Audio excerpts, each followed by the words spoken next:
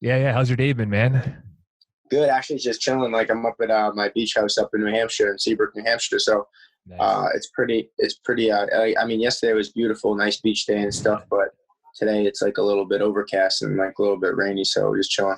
Yeah, same here. I got weather's Where a you at? little. I'm just outside of Toronto. Oh, okay, cool. So we got some rain happening. I had like training outside for tennis today. That got canned because of the rain. So Oh yeah. All right. Well, fun times, fun times. you did a recovery day. I mean, you got hockey. You like hockey from Oh Canada? yeah, Oh, good. You Leafs got the tonight. Bruins. Leafs tonight, bro. Yeah, the Bruins. Oh, really? Who the Leafs playing? They're playing Columbus. Oh, nice. Yeah. You think they're gonna win or what? Oh I'm gonna yeah, put oh yeah. They money got on it. it. They got I'll it. take Toronto because of you. So I got the Bruins at 3, so I'm pretty pumped for that. Yeah, yeah. I know. Growing up, you talked a lot about playing hockey and stuff. Assuming you're a pretty Yeah. big Bruins fan. Yeah, big Bruins fan, Yeah. and I've loved them since day one. I don't know if you saw the picture, but like, got to walk out my first UFC fight, get that W, and the Bruins jersey was pretty cool. Yeah, yeah. And that was against Sean, right? Your first UFC, your win? Yeah. Sean Soriano, it was my first UFC win. My second UFC fight, Yeah, yeah, it was yeah. in Boston Garden. I submitted Sean Soriano. It was pretty sick. It was pretty big. Crazy, crazy. Listen, man, let's get into it here. Let's talk a bit about the mental side of MMA and All right. mental stuff you've learned throughout the years. But first thing I like to always ask everyone that comes on is when you hear the word sports psychology, the mental game, mental side of sports, like what's the first thing that comes to your mind? I think the first thing that comes to mind when I hear sports psychology is I just think of like, I mean, obviously like the mental aspect of the game, is like, they say there's different parts. You got to do your strength training, you got to do your jiu-jitsu, you got to do your speed training. There's all different types of training, but the one thing that people don't understand that is literally the most important thing about fighting is your mental toughness and your determination and all those things that allow you to get to that point. So I think, like, for me personally as a fighter, I think my best attribute and the strongest attribute that I could give to any fighter, I think, if I was building a fighter in a video game, to say, like, I think the mental aspect of it is the most important. I mean, there's like that Rocky saying, like, any fighter with a beating heart has a chance. Like, as long as, you got 2 legs, you got 2, you know what I'm saying? Like, Yeah. you can move. It's all hard you're willing to work. So, I mean, I think that's a good thing. I'm rocking the Irish Mickey Ward shirt on. Like So it. I've been working with him all the last couple months up here in Boston since I've been up here since my last UFC win in Vegas. Like, I just came right back home up to New Hampshire, New England area. And I've been going to Lowell to work with Mickey Ward. And, like, he's an amazing mental coach. So, I mean, that's, it's really it's kind of tying into what Yeah. we're talking about here. And for those that aren't familiar with Mickey obviously he's a super good boxer. He had a really good career boxing. I know he had that trilogy with was it Arturo Gotti? Yeah, He sure, had the guys. trilogy with- How did you link up with Mickey? Yeah. How did you link up with Mickey? Did he reach out to you? Did you reach out to him? Well, I met him years ago at a Hall of Fame. He got like inducted into the Hall of Fame in Florida for boxing. So I was in Florida at the time. I was just an amateur fighter, and I got to meet him. It was like an honor to sit next to him because, like, obviously, like, of who he is and stuff. And he's a local guy, so they sat me next to him, and it was pretty cool. And I've always wanted to work with him, but it's just I'm in Florida, he's up here, and we never really got to cross paths. I never got to get to working with him. I just talked about it, and then finally when I was up here, it just it started lined, everything linked up, and finally got to get some working with him. And I think it's been definitely motivational for me. That's dope, man. Because obviously, I mean, like from a boxing perspective, there's so much that he can teach and offer, but also from a mental perspective as well. Because I think he had like over 50 career fights or something. We mentioned the trilogy against Gotti. Like, I think just the mental lessons that somebody can get from somebody like Mickey it's priceless. Yeah, that's the thing about it. It's priceless. I mean, he's an amazing coach too. But, like, I've had a lot of amazing coaches in my life, and the ones that I feel like I've learned the most, I learned from them. I mean, yeah, they'll teach you how to do kicks. They'll teach you how to punch, how to turn your hip into it more, like little details that are super important, but you're always working with all of them. And I think it's just how much you believe in it, how much your repetition is, like, and the mental aspect you get from it. Because at the end, like, when you go in there, like, all that stuff might not work. When you go in there, it might not, you might be turning over your punches. They might not be landing this. And that's when the mental aspect comes in. You find a way to win. So, like, that's really, I think the most important part of fighting. Yeah. Yeah, yeah. When did the whole mental side of fighting really, like, when did it really start to click in for you? Or when did you really start to realize how important it was? Because I know you had a pretty extensive, like, I don't want to say childhood or adolescence, playing sports, hockey, lacrosse, and whatnot. I know you got Yep. involved with Charles McCarthy early on. I know you have a history of boxers in your family as well. So when did it all kind of click in your mind how important this mental side of everything is? Yeah, I mean, the one thing about mental stuff too is I think it's kind of like the way you're raised, by your family, by your parents, like, or maybe what you've gone through in your life. Like, if you talk to fighters, usually the best fighters have the craziest stories. They've been through so much, Yeah. hard times. They've been, through the streets. They've been through, some of them through like orphanages, like stuff like that. You always, it's very rare you're gonna find like an MMA fighter that's just like completely normal, like normal life with no crazy stuff that went on. So all fighters have amazing stories, but yeah, I mean, I think it's just the way I was raised. My dad, I grew up, the first thing he taught me as a little kid is to never quit, so like, no matter if I scored 10 goals in a hockey game, well, I'm not 10 goals, but if I scored a hat trick in a hockey game, it was more important that if I scored a hat trick, to him was more important that I skated to the end. I skated for every puck, that I didn't give up on it. If we're down, 7-0, then I'm not just like, the game's over, like we're losing, like that, even if I just, come in and get, try to make something happen. So that was always the way I was raised. And then, obviously, like, I grew up in a large Italian family. So, I always had my brothers, chasing me around the house and stuff like that. So I grew up in a pretty crazy household. But the one thing my brothers taught me, after my dad taught me to never give up and just, very respectful the way I was raised, is my brothers, told me never let someone take nothing from you, never let nobody punk you. They would say, so I had to learn at a young age to stand up for myself and to be able to, so it's like a lot of things like that, but it's just, I think a lot of it is just the way is like your mindset, the way you're raised and the way you're taught at a young age, and then translate into the future. Yeah, I'm half Italian, so I can definitely speak to the importance of family and how much lesson you can get from that. Whereabouts in Italy is your family from? Do you know? Yeah, they're from Avellino, Italy. So Okay. I actually got to visit there. I got to visit Italy like 3 or 4 times. I actually went and taught a couple like jiu-jitsu seminars. That's crazy. Yeah, I got to enjoy the food and stuff. So Italy's a beautiful place. Like, got to go tour the whole place and stuff like that, and even better, just being able to go train there and do jiu-jitsu and like spread my knowledge across the world is pretty cool too. Was there anything? From Italy, Yeah. Was there anything like when you went to Italy and doing the MMA classes or coaching or whatever that really stuck out to you that was different than what they do here in North America, I guess? Or is it pretty much the same? Not much. I mean, training, obviously there's levels to it, but the thing I love about mixed martial arts, it's a universal language.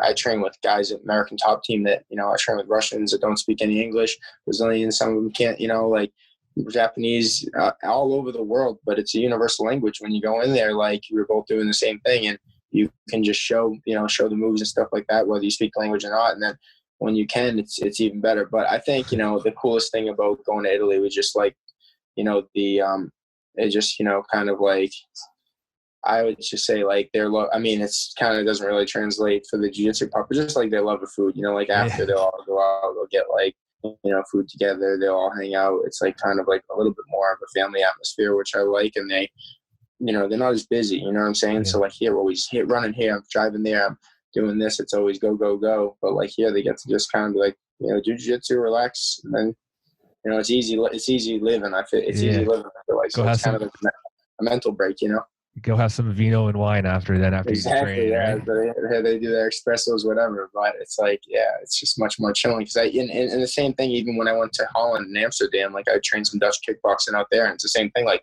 I remember going into the place and being like going to get food, and they're just like I eat my food and I'm like, all right, we're ready to leave, and like we ended up sitting there for like 3 more hours. So I had to learn to enjoy it, just relax and like rest up, and it's actually helped me, with my mental stuff now, because I'm always like thinking I have to be training, but sometimes it's okay to just relax and rest your mind and your body, Yeah, that's one of obviously not a lot of people can travel internationally right now, but that's one of the fascinating things about traveling internationally is you get the taste of different cultures, right? And I feel like if somebody just stays in their little small town, they only learn a certain way to do things.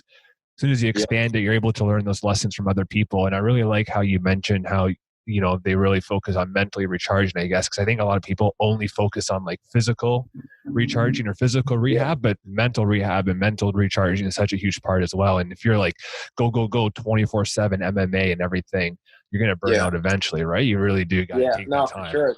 It's like you do sprints. Like if someone tells you right now you got to run, just say like, you got to run a marathon. Just say, if you try to sprint that marathon after the first mile, you're going to be smoked. You probably won't even be able to finish walking the rest of it. You know what I'm saying? Literally, you burn yourself up. But if you can keep a steady pace, you maybe go a little faster, then you slow down, faster, slow down until you build yourself up. Like, I mean, I've had a lot of coaches show me different ways. They just show, the road to success is up, down, but it's steady climbing. You know what I'm saying? So I've learned some really cool things, but I think the biggest thing I struggle with as a fighter still, after doing it for 10 years, you know what I'm saying? Like, I've struggled the most with overtraining. Like, it's so hard because you think, what's my opponent doing right now? What is everyone else doing? You see videos now, you got Instagram, social media, everyone's training, and you're like, oh man, I fucking missed out today. It's my rest day, but like I'm watching videos, I'm missing out. So then I go train. So it's like constant train, and then sometimes like I even feel today, it's Sunday, like I trained 2 days, Monday through Saturday this week.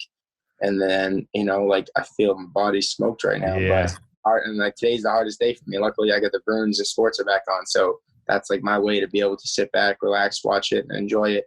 So, everyone has different ways to deal with it, but, get a massage today or something. But yeah, that's this part. Mentally, I struggle with the most is overworking, which it's a tough line to figure out what's too much and what's too little, because you don't want to not do enough. But then if you do too much, then it can actually affect you negative, in a negative way. So something I struggle with, but I mean, that's something that I even struggle with. And obviously not at such an elite level of athletics as you, but even somebody at my level, I struggle with that as well. I got to imagine it's 10 or 15 times harder for someone in your position where you're at the elite of MMA fighters in the world, right? And you kind of always have that mentality of like, if I take this day off, someone else is still working today, but everyone's body is a bit different, right? Like if you're taking one day off a week, I'm sure, I mean, it's required sometimes, right? It's going to be so hard to like not think about other people training while you're resting.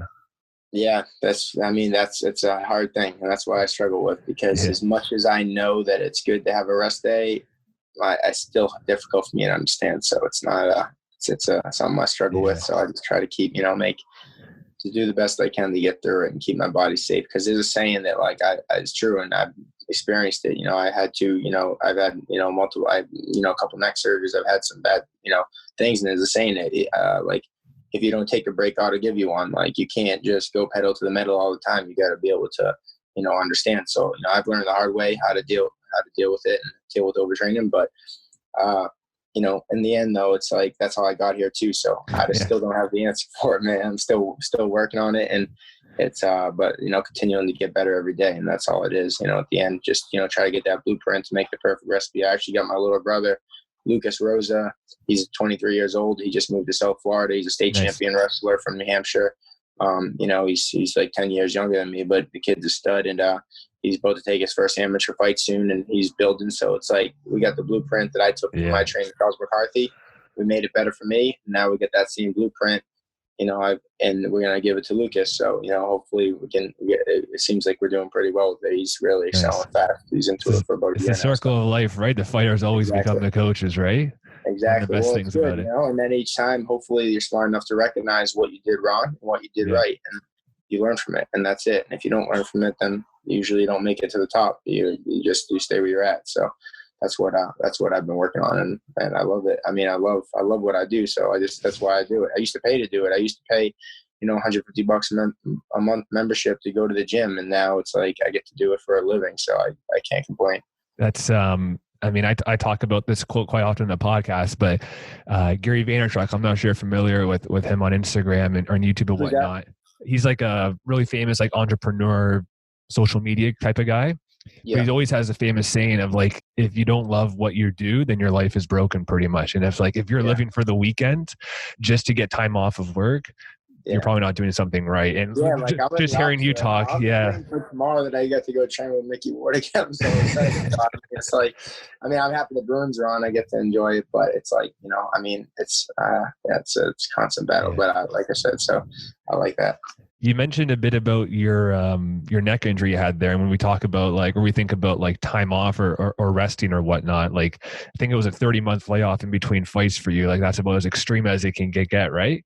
But Yep. kind of do a bit of my own research on your injury. It kind of seemed like it wasn't just like one incident that happened and you knew right away that your neck hurt. It kind of seemed like it was more degenerative and like built up Yep. over time. Is that right?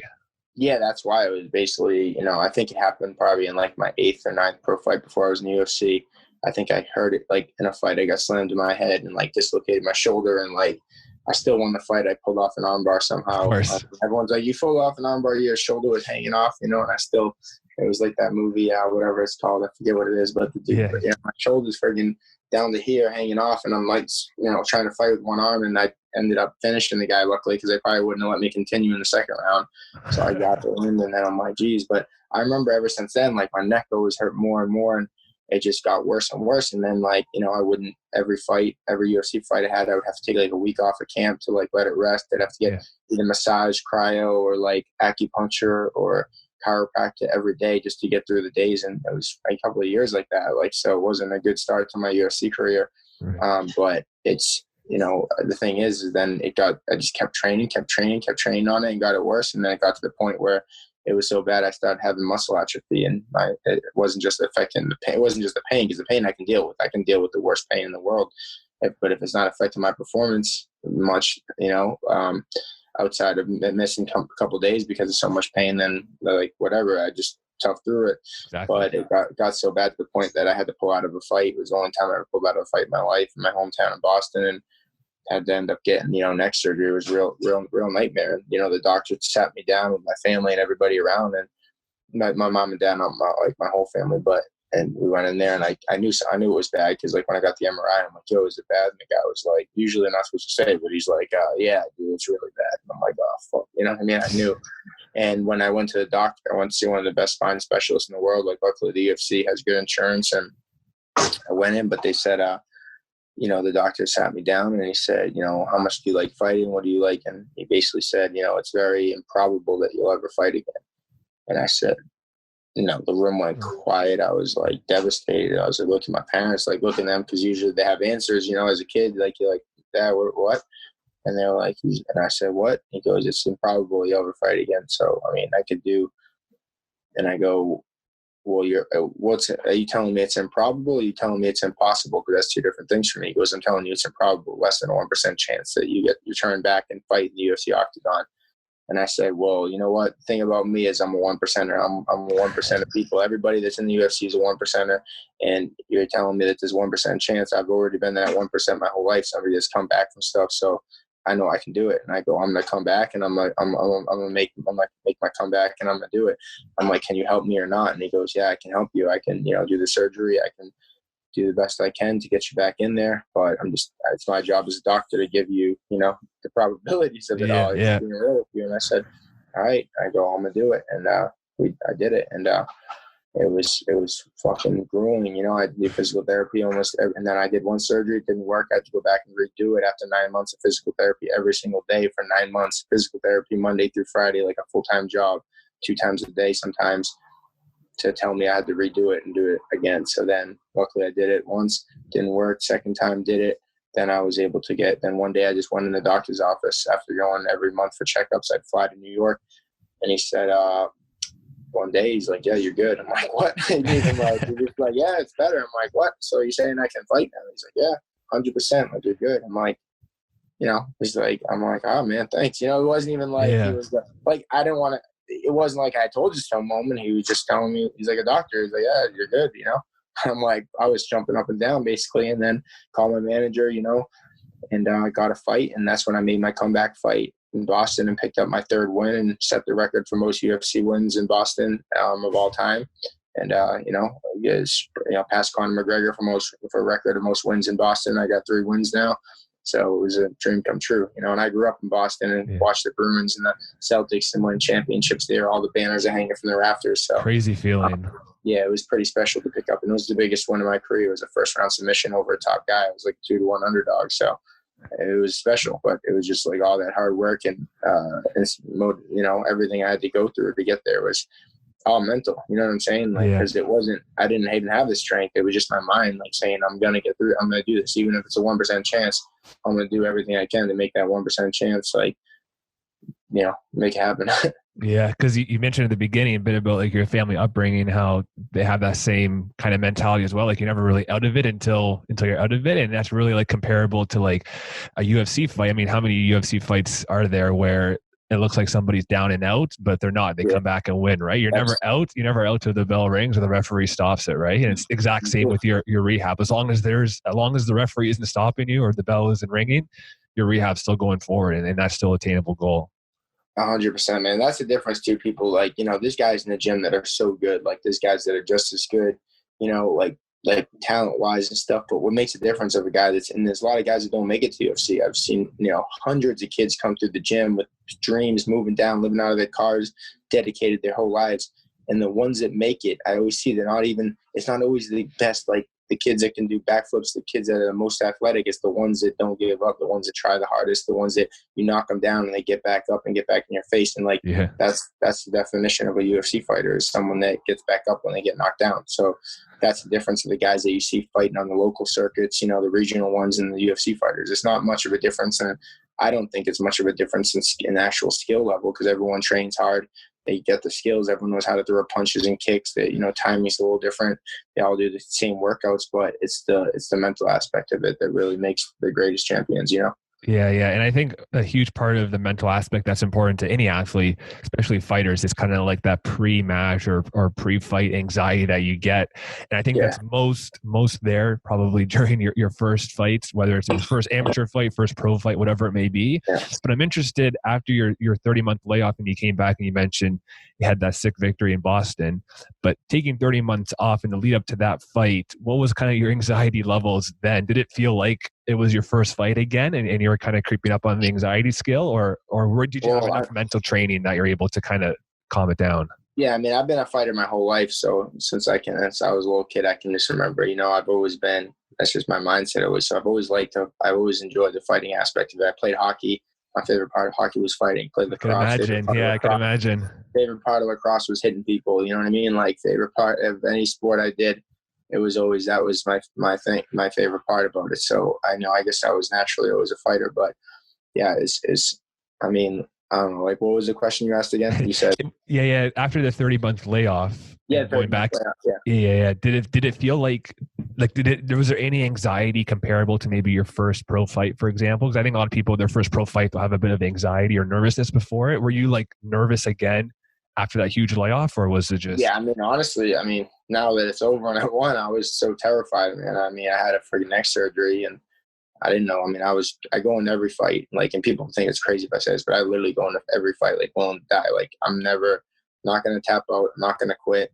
If you beat me, it's going to be because I'm either sleeping, because you knocked me out, which has never happened, or it's going to be because the ref, I woke up from a choke and I got choked unconscious. I'm not quitting. So I make that decision when I step foot in the octagon. I make it before leading up to it, when I accept the fight and I sign the contract. That's what I do, So the other stuff that I can't control, you know what I'm saying? Like, but the one thing I can control is I'm not going to quit in there. So it was terrifying knowing that going into the fight that, what if like I hurt myself and my neck's messed up or something happens? Like, it's terrifying, but it was my dream and it's what I was living for at the time. And I still live for, it's my goal. This is what I dedicated my life to at this point. And it was terrifying. Yeah. One day I had a lot of anxiety, but I think everyone has a lot of anxiety, and it's whoever can deal with it the best. The other thing is too, is my opponent has a lot of anxiety. He's stressed out. Like, he knows that he has to fight someone else, and it's part of it. And if you don't have some anxiety, then something's wrong. So it's actually kind of a good thing. You're like, well, if I have that anxiety, it's because, that's how it heightens your senses and everything. So, I was happy I got to go out there, get that win after the long layoff and, get right back at it. And I fought, 2 more times since. So, I just picked up a win last month, big win in Las Vegas, beat Kevin. Congrats, man. Yeah, I saw that fight. That was huge. Huge W's, bounced back and got a new UFC contract, new 4-fight contract. So life is good right now. And it's, it's all because I didn't give up, and it's because I was mentally strong. So I think it's fitting what you're saying, And I like how you mentioned that everyone has some anxiety. I think having some anxiety just shows that, like, you just care about it, right? Like if you didn't care about the fight, you wouldn't have any anxiety. It's almost like too much of anything is a bad thing, but there's an optimal level for everything. But for you personally, when you feel like your anxiety is starting to get higher and higher, whether it's pre-match or during a match or whatever it is, what are some things that you do or some techniques you do to kind of calm yourself down? The best advice I ever got from anybody is that, and I just said it before, is that your opponent is going through the same thing you're going through. But in my mind, he's not me, and he's not as tough as me, and he hasn't gone through what I gone through. So I already have an edge on him. I know that if he's feeling what I'm feeling and I feel the way I do, I can't imagine how this guy's feeling. You know, he's probably terrified. You know, he's probably so even more nervous. You know what I'm saying? So like it's an even playing field. It's not like one guy feels nervous, the other guy doesn't. If someone's like, "Oh yeah, I'm not nervous in my fight," well, they're a liar, and it is what it is. Or you know what I mean? But that's not true. You know, everyone feels the nerves. Everybody's like, when it's about time to go, it's the nerves rack up, and that's the whole point of what we're saying now, talking about is the mental, you know, the mental aspect of the game and the mental toughness and being able to overcome those little obstacles and the anxiety and all the stress and all the injuries in camp. Like you friggin' hurt your finger a week before the fight and you're like, man, I can't even move my hand. Like, and I have to fight next week. Like it happens every camp. It's very rare you go into a fight and you don't have like something bothering you, you know, you jammed your toe and like, you know, it's always something. And then I just think, well, maybe my opponents has something too with them, you know what I mean? So it's like, it's just, that's how I do it. That's my mental aspect of it. And, you know, whatever you got to do to get your mind right. And that's what I do. You know, I focus and I just stay strong. Because when you think about, you mentioned everyone going to a fight is a little bit banged up. When I personally, of course, haven't been in a UFC camp or UFC training camp myself, but I'm sure you can attest to that they're pretty grueling. And you're not just going there on the bike for 30 or 60 minutes, right? You're doing sparring, training, whatever it may be, right? So yeah, I mean, I even have professional hockey players. I'm friends with some pro hockey players like Brad Marchand, like there's, you know, nice. Jack Eichel from the Buffalo Sabres. Like I'm friends with the guys in, you know, I know, you know, like Gronkowski and some of those guys, and they'll even see my snaps like on you know, Snapchat or whatever, Instagram, and they'll be like, bro, you train hard as fuck. Like, what are you doing? Like, you train 2 times a day, every day. Like, every day I see your thing, you're just training all day, you know? And I'm like, yeah, what it is. I mean, I know they train really hard too, and they do their thing, but to hear that from other world-class professional athletes, like, makes me like, damn, like, we really do work hard. You're probably doing something right then if those guys are reaching out saying that stuff, right? Yeah. So I think one of the hardest parts of being a UFC fighter, I don't know if hardest part's the right way to say it, but one of the most interesting parts is the lack of a consistent schedule. This isn't the Patriots where you know your schedule a year in advance, right? And you got 16 games. Like the fights can kind of come here and there. And I know you specifically, thinking back to your first fight versus Dennis Receiver, 4 days notice. Last fight against Kevin Aguilar, 6 days notice. Talk to me a bit about the difference in your mindset back then against Dennis and now versus Kevin. Was it easier to prepare now for Kevin 6 days notice, given that you had done 4 days notice in the past? Was there any difference there? For me, the only issue ever is just the weight. Like the fight, if you told me right now, hey, there's another featherweight that wants to fight you at 170 tomorrow, can you want to take the fight? So like, I don't have to do the weight cut. Dude, I'll do it right now. You call me right now and say, hey, tomorrow, like, you don't have to do a weight cut. You can fight this guy in the UFC. I'll do it tomorrow. But the weight cut is a thing that's absolutely necessary, because otherwise I'll be fighting, you know, like guys that I'll be fighting for again. If I'm fighting at my walking around weight and the other guy cuts weight, I'll be fighting Yoel Romero. You know what I mean? Like, it's like not fair. You know, like I lost it. So it's like you have to do a weight cut, but it's necessary and it takes time. Like, and you can't do too many back to back. So, you know, the first one I did with Dennis Seaver, I was so excited. I had cut 33 pounds in 5 days to fight Dennis Seaver. Like, I didn't 33? know what to fight. 33 pounds in 5 That's days. Pretty crazy. In Stockholm, Sweden. Yeah. So it was another. I can't lose 33 pounds in 2 years. Never mind 5 days. I don't know if I could anymore either, but I was so excited when they told me what to fight. That's the mental aspect too of it. Like, I don't even know if it's possible. When I tell people, like, oh, that's impossible. Everyone says that's impossible. I'm like, I did it. Like 100. You can ask Mike Brown, my coach. Like 100%. It was the worst thing ever. Like, I almost died. I did almost die, but it was just my mind. I was so excited to get a UFC opportunity. I dedicated, like, I was just the call I waited for my whole life, basically. And when I got it, I was like, well, I'm going to do everything I can possibly do to do it. and I did, and I mean, I basically almost died doing it, but like I did it, Yeah, so. yeah. When you got to cut 33 pounds like that, do you just take your normal, I'm not the most familiar expert in weight cutting. So do you just do your same weight cutting routine, but just condense it into 5 days, whatever it is? Or do you got to add in some new stuff into it? Yeah. You just have to work 3 times as hard. Like if you want to cut, and usually a weight cut's like 20 pounds. If you want to cut 30 pounds, if you want to cut 32 pounds, you have to, instead of going on the treadmill in the morning and at night and doing a little weight cut and cutting out the water, you have to cut out water like 2 days before. You don't eat it, like you don't drink any water for like 2 days or eat anything for 2 days, and then you're working out 5 or 6 times a day, just getting the sweat off, just running, sauna suit in the sauna out. It's like days of it instead of like usually it's like 4 or 5 hours of a little weight cut when you do it right. But now it's like you're friggin' 2 days of weight cutting, so it's a real nightmare. I mean, it's like the worst. It's like they should make a horror movie on it. That's how bad it sucks. Definitely 100% going into fight then that fight then with that kind of weight cutting. But it's interesting hearing your mindset on weight cutting and taking fights on short notice, because I've listened to some other UFC or MMA fighters, and they said they won't take fights on such a short notice because they feel like they can't prepare right. They can't be at their best. Yeah. Well, you got to understand too, and it's the same thing I went back to with my mindset, and I think mindset's so important.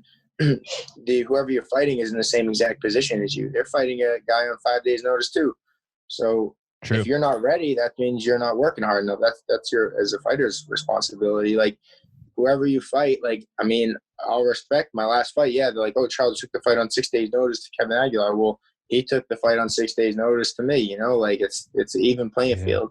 So, just as much as you were an unknown to him, or just as much as he was an unknown to you, you were an unknown to him, right? So that's with the skills. Yeah, with the skills, it's like I mean, you pretty much know all the guys in your division, like all the top guys. You've seen them all fight. Like Kevin was a beast. I mean, he's beaten some. He had some really good fights, some really good knockouts. The kid, I was like, oh man, this guy's tough, man. But it's like, sure, he's probably thinking the same thing. Like, oh man, I got to fight that kid. He has 3 fight of the night bonuses, and he has 2 performance bonuses. Is probably going to be a tough one. It's not going to be easy. There's no way he's like, oh, that's an easy. There's no way. He's like, all my losses were fight of the night at that point. So he's like, yeah, I mean, and that's what it is. But I look at his highlights and I see him knocking guys out left and right, like just like 17 like knockouts in a row. I'm like, dude, like what? What am I getting into? Yeah. So I have 5 days to figure out how not to get hit with his right hand. But he also has 5 days to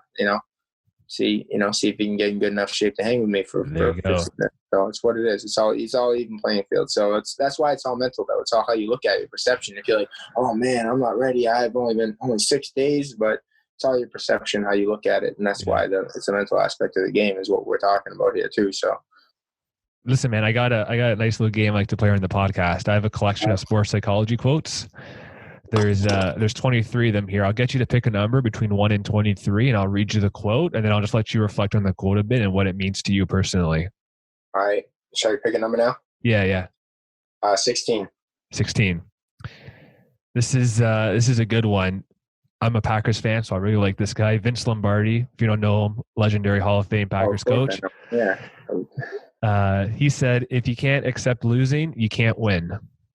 Yep. I like it.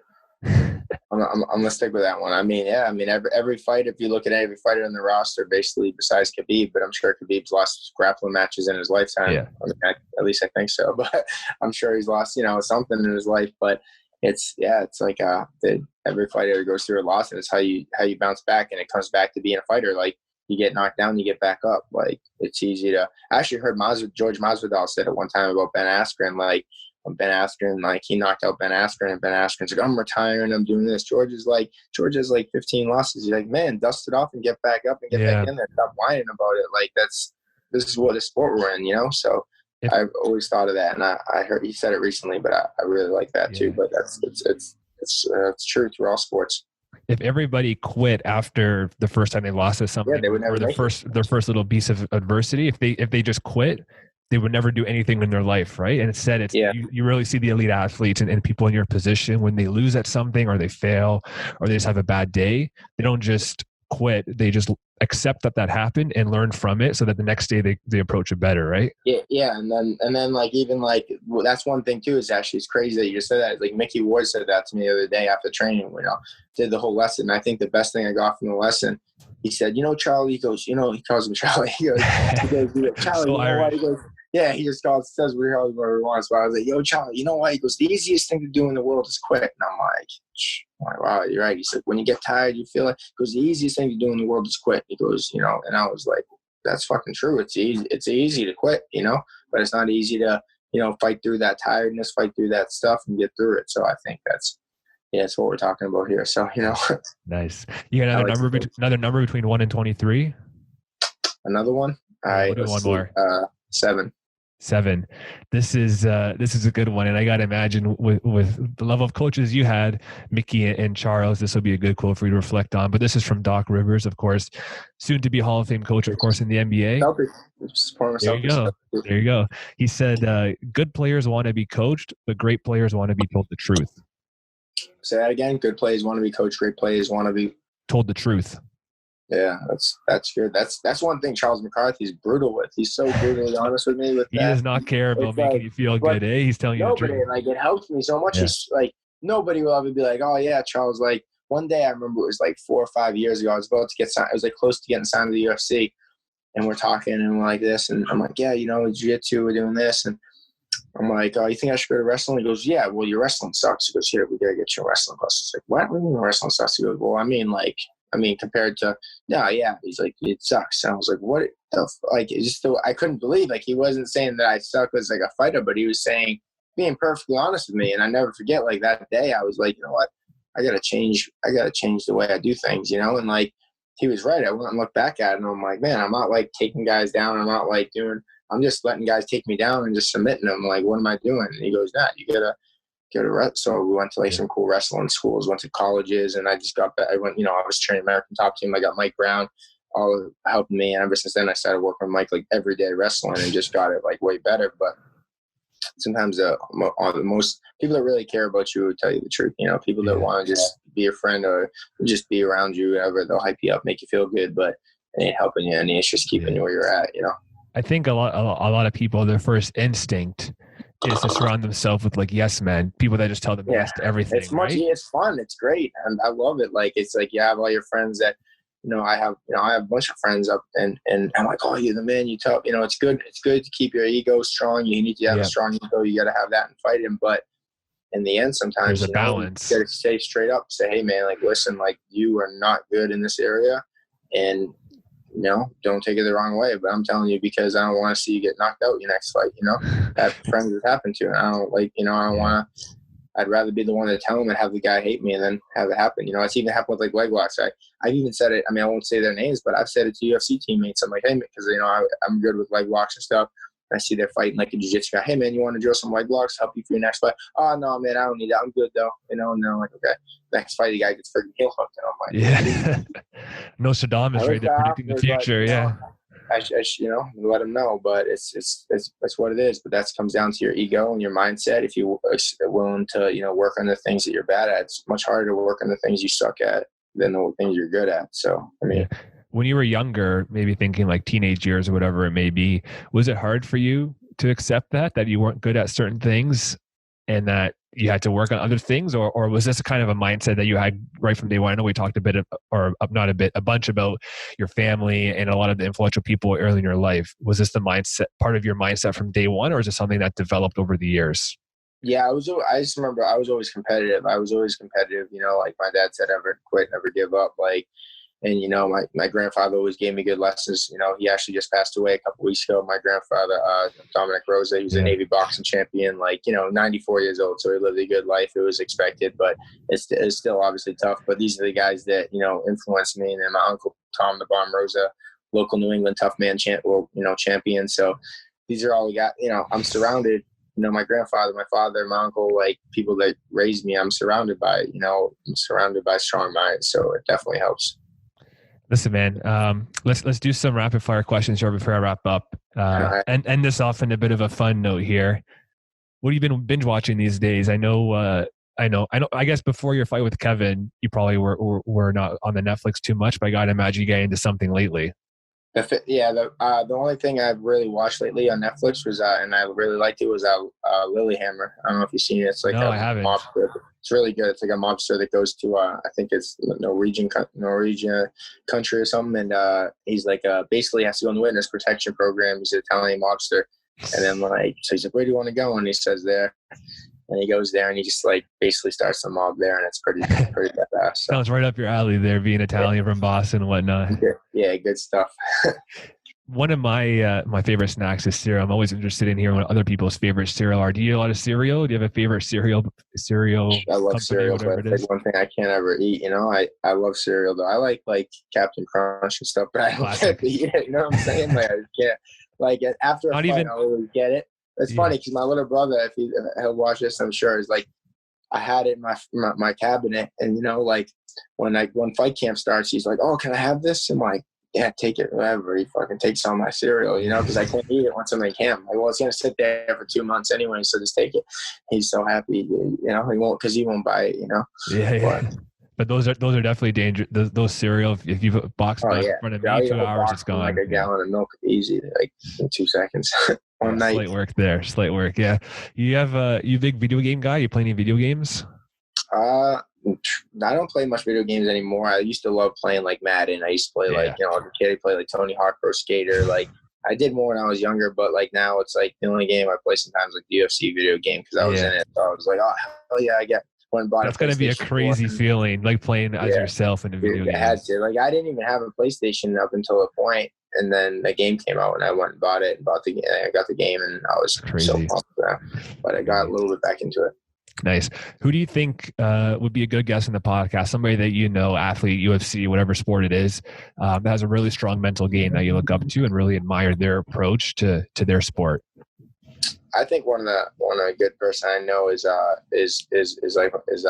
brother Walt the Big Ticket Harris. He's a heavyweight in the UFC. And he went through like more of a mental challenge than anybody could ever go through, like your worst nightmare. You know, I don't know if you know the story about him losing his daughter, and she got kidnapped and stuff, and like it was a real nightmare. And then he came back and you know he fought Overeem in that big fight, and he looked real good. It was tough, but man, I think like.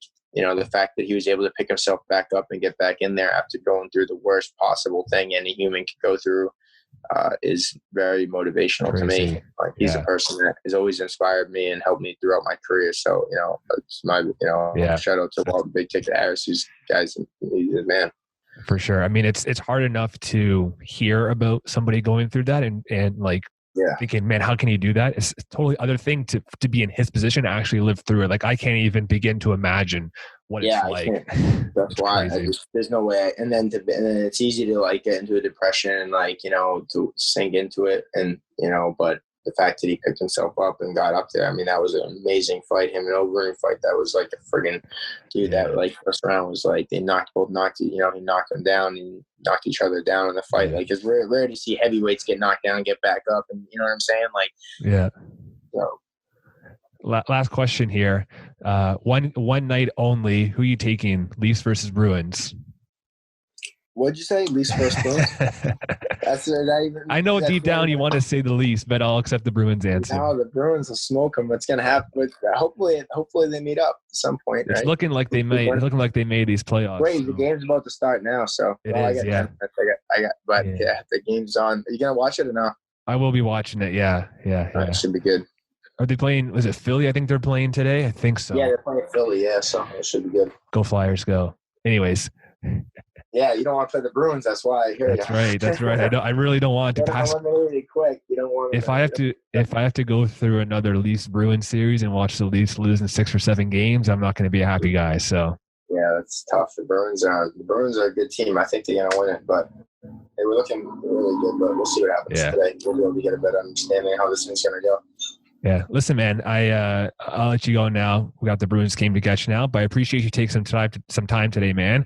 Chat a bit about the mental side of MMA. And I think had a lot of good insights here for not only other MMA fighters that are looking to take that next step and get a glimpse into what goes on in the mind of a professional UFC fighter, but also for any kid in any sport, 'cause I think these sports psychology lessons aren't applicable to just one sport. They're applicable to all the sports, right? So I really do appreciate your time, man. And I hope that everyone in your family is doing well and staying healthy and everything. And I'm excited to see you fight again, because that fight against Kevin was crazy. And I'm looking forward to your next dub.